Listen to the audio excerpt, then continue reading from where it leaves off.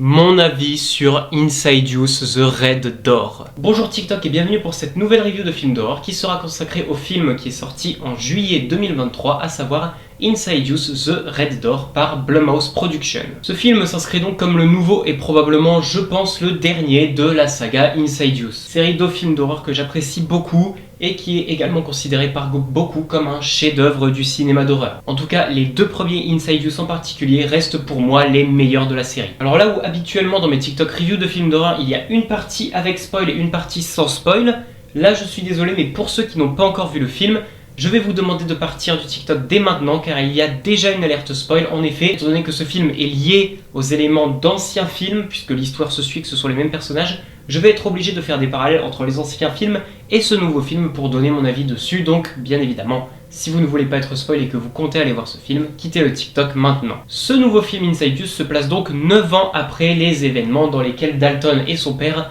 ont dû se rendre dans le lointain pour être libérés. On rappelle que Dalton était coincé dans le lointain et que son père est retourné le chercher. Son père qui avait lui aussi la capacité de voyager dans le lointain et qui donc a transmis cette capacité à son fils. Et à la fin, pour que ni le père ni Dalton ne puissent se rappeler de ce qui s'est passé et puissent retomber par accident ou par volonté dans le lointain, leur mémoire de la dernière année qui s'est écoulée a été effacée. Ce qui fait que, comme on va s'en rendre compte au cours du film, du coup, ni Dalton ni son père ne se souviennent de ce qui s'est passé cette année-là. Dalton dit qu'il était dans le coma mais qu'il n'était pas sûr que ce soit réel, et le père lui pense qu'il est amnésique car il n'arrive pas à se souvenir de ce qui s'est passé cette année-là. On est bien évidemment longtemps après, donc Dalton a grandi, maintenant il entre à la fac, une fac d'art, et il est vraiment en froid avec son père. Et pendant tout le reste du film, on va voir un parallèle entre Dalton et son père. D'un côté, Dalton à la fac d'art qui recommence à avoir des souvenirs de son passé qui reviennent, et donc le lointain qui commence à reprendre possession de son esprit. À certains moments, Dalton va se rendre dans le lointain sans s'en rendre compte, et de l'autre côté on a son père qui est chez lui et qui lui aussi va revivre les mêmes expériences. Il va être amené plusieurs fois dans le lointain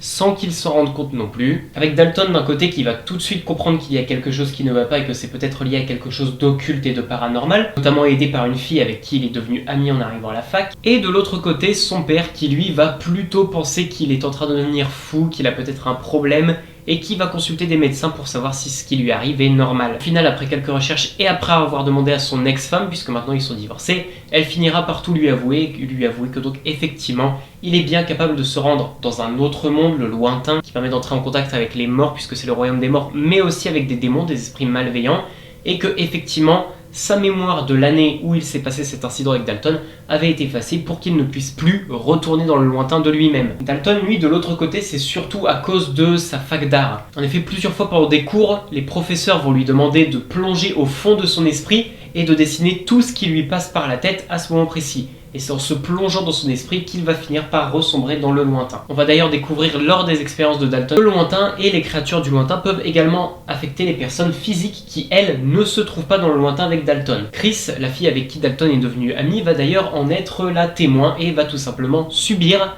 des agressions alors qu'elle n'était pas dans le lointain et qu'elle ne voyait donc pas les créatures que Dalton voyait, sauf lors de la dernière visite de Dalton dans le lointain. D'ailleurs, lors de la dernière scène du film, on apprend que Dalton est allé dans le lointain pour essayer de mettre fin à tout cela lui-même et que son père va le rejoindre en se rendant également dans le lointain, Dalton étant à la fac et son père étant chez sa mère, et tous les deux, bien qu'ils soient très loin en termes de distance, vont réussir à se retrouver dans le lointain de part et d'autre, chacun à l'endroit où il a commencé le contact. Et c'est tout comme la première fois lorsque Dalton était enfant qu'il réussira à se sauver grâce à son père qui bloquera la fameuse porte rouge pendant que Dalton, lui, via un tableau qu'il a chez lui de la porte rouge, la recouvrira de peinture noire pour la sceller à jamais et faire en sorte que plus jamais aucune mauvaise créature, aucun mauvais esprit ou même qu'aucun autre humain ne puisse à nouveau pénétrer dans le lointain. Même si à la fin du film, on comprend que le père y a quand même toujours un petit peu accès, puisqu'il a une vision de la médium, la fameuse femme qui les avait aidés dans les tout premiers films et qui est maintenant malheureusement décédée, qui lui apparaîtra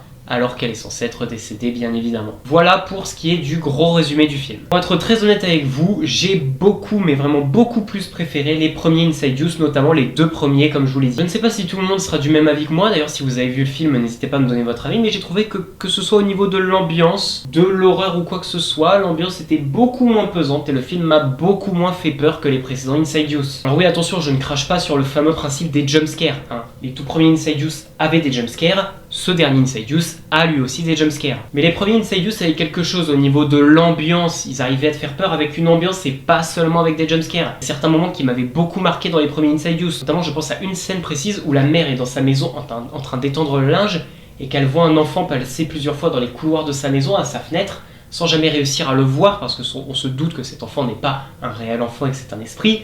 Et pendant ce temps, en même temps, pendant toute cette scène, on a la musique Tiptoe qui passe en fond, je vous en mets un court extrait actuellement en fond, qui est la musique classique, la musique signature d'Insidious, et qui est une musique qui, quand la scène est bien mise en scène, qu'elle te met dans une ambiance d'horreur, dans une ambiance pesante, etc., est une musique qui franchement peut te mettre mal à l'aise, il est vrai. Voilà, je me souviens de cette scène, elle m'avait beaucoup marqué, parce que au-delà de simplement te mettre un jumpscare, non, cette scène te mettait dans une ambiance pesante, qui te faisait avoir peur, qu'à n'importe quel moment il pouvait aller se passer un truc, alors que le jumpscare n'arrive jamais, et c'est ça qui est très fort. Alors malheureusement durant ce film, j'ai moins retrouvé cette ambiance pesante et glauque qu'il y avait dans les premiers Insidious malheureusement, donc au niveau de l'ambiance malheureusement j'étais beaucoup moins dedans. L'ambiance était normale, sauf au moment d'horreur où ils te mettent des jumpscares, mais sinon il n'y a aucun moment pendant lequel l'ambiance est pesante pendant un long moment, te fait attendre un jumpscare.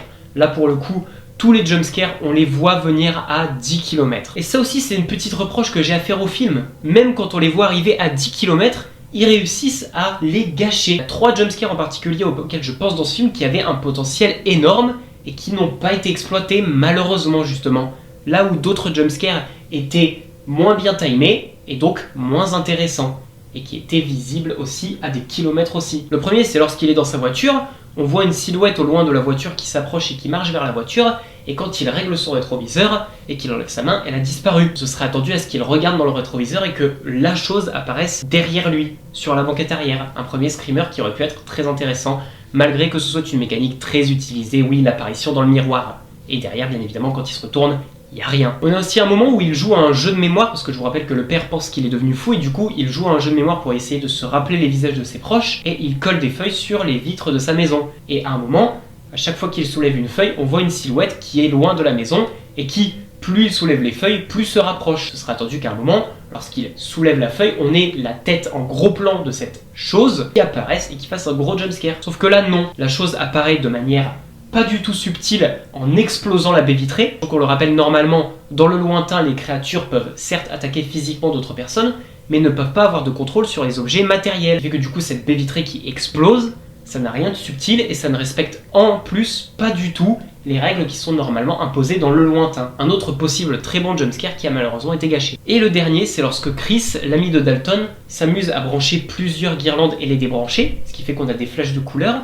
À un moment, la guirlande s'allume et le visage de Dalton est normal, elle s'éteint, elle se rallume, le visage de Dalton est beaucoup plus menaçant, avec un sourire malsain et des yeux étranges. Elle le redébranche, et au moment où elle le rebranche, Dalton se lève et s'en va de son tabouret. Alors qu'on se serait attendu à ce que le film joue sur cette mécanique encore une ou deux fois, pour nous faire apparaître un gros jumpscare du visage de Dalton, ou avec le visage du fameux démon rouge, que d'ailleurs on revoit dans ce film, je pense que vous en doutez, c'est le personnage principal. On avait d'ailleurs eu le droit à l'un des meilleurs jumpscare du cinéma d'horreur, je pense, dans le premier Insidious, lorsqu'il apparaît derrière le père de Dalton pendant une discussion tout à fait normale où on se serait pas du tout attendu à un jumpscare. Voilà, malheureusement, aucun des jumpscares de ce film n'a réussi à être efficace alors qu'il y avait pourtant, comme je vous l'ai dit ici, 3 très bons candidats. Voilà, donc pour ce qui est de l'ambiance et des jumpscares, malheureusement, ce film n'aura pas réussi à me faire si peur que ça. Par contre, au niveau de l'histoire, ça tient la route, on va pas se mentir. Les décors dans le lointain sont très bien réalisés. L'histoire est un parfait parallèle avec ce qui s'était passé à l'époque. On a notamment des flashbacks de certaines choses qui s'étaient passées à l'époque justement.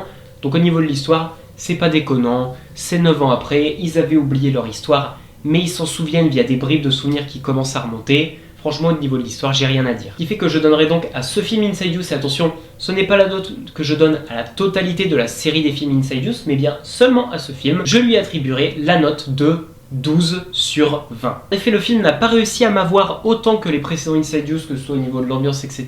J'ai même trouvé un peu mou des fois, il y a très peu de jumpscares dans ce film, il y en a quelques-uns, mais il y en a très peu, ce qui fait que t'es très peu souvent en situation d'angoisse, de terreur, etc.